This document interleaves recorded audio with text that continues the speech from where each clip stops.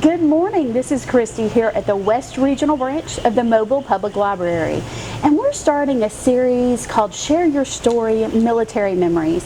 So we're going to be interviewing different military veterans over the next few weeks. And today our special guest is Dr. Alvin A. Cleveland Sr. So welcome. We're glad to have you this morning. Thank you. And I know that you are the pastor of, is it Corinthian Missionary Baptist Church? That's correct. Alrighty. And you've been there for how long as the pastor? I've been there almost 21 years. Okay, wonderful.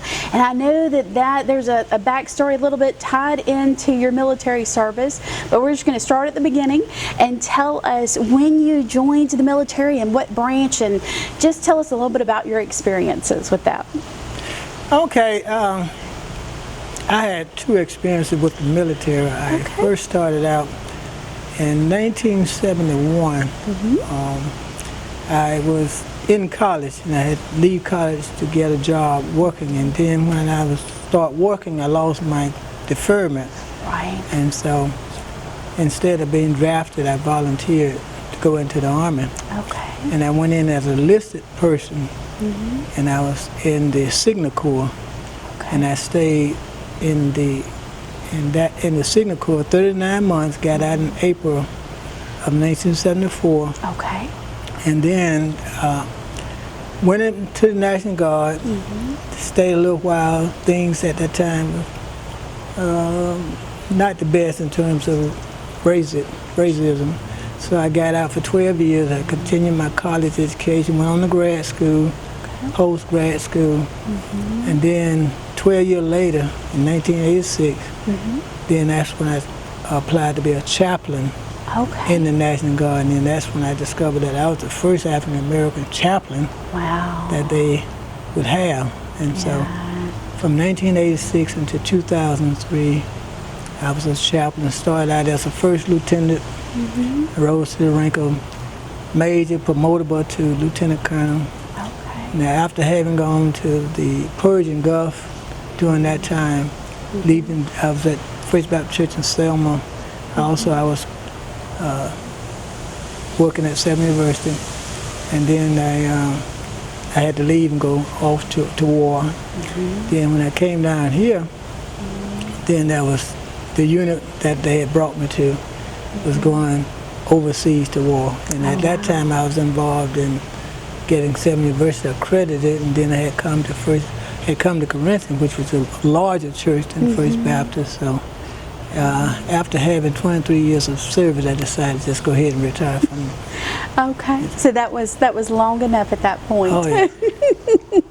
Well, tell us a little bit. I know you said you served, if I remember correctly from in your bio, you served in Vietnam. Right. When I was enlisted, I went to Vietnam, served right at a year. I got a drop, but it was, I served in Vietnam. Okay. And then, so when I went to the Persian Gulf War, that was my second dealing with war, second time dealing with war. Yeah. Goodness. Well, tell us a little bit about your experience as a chaplain with the National Guard. So. Well, it was wonderful, and I enjoyed my experience in the Persian Gulf more. Okay. Because there were more things going on. You were the preacher pastor because they were away from home. Sure. And when you deal with the National Guard, members of your armed forces also are members of their local church. So you are there when we go off to summer camp, or we go get evacuated, something like that.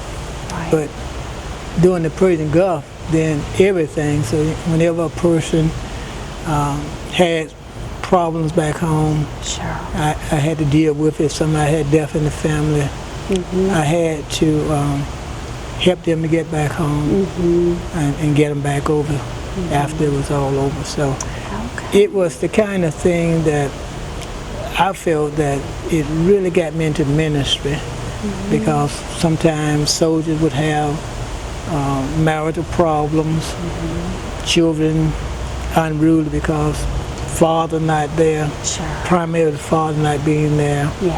and the wife can't handle the situation.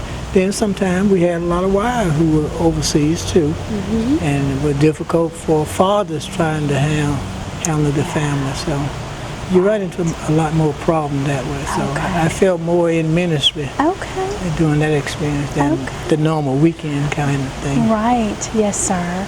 That sort of leads me into my next question, which is, how would you maybe describe the impact that being in the armed forces had on your life?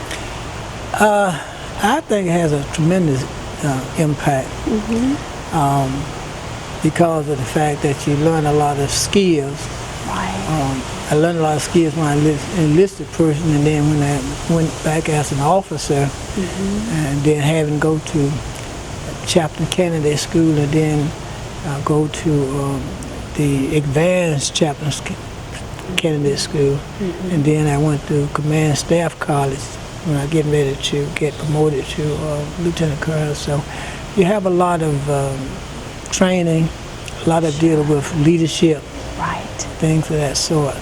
And then it helps you to deal with people, of all ethnicity, all races, all genders, and so it just gives you a broad experience. Okay, all right. What advice maybe would you give to a young person who's thinking about enlisting? What would you say to them? I would think, first of all, I would tell them to pray about it, make sure that's what they want to do, and then I would encourage them. And then if they college educated, I would tell them, make sure you become an officer, rather than just an enlisted person. Okay. But I think that it's something that a person can learn from, and then they can bring those skills. If they don't want to stay and make a career out of it, they can bring those skills back to civilian life and use them in whatever else they decide to do. Yeah. So I think that the military will give you a good foundation. Okay, great. All right, well that is all of my questions. Did you have anything else you wanted to share with us about your experience? Well, I don't know.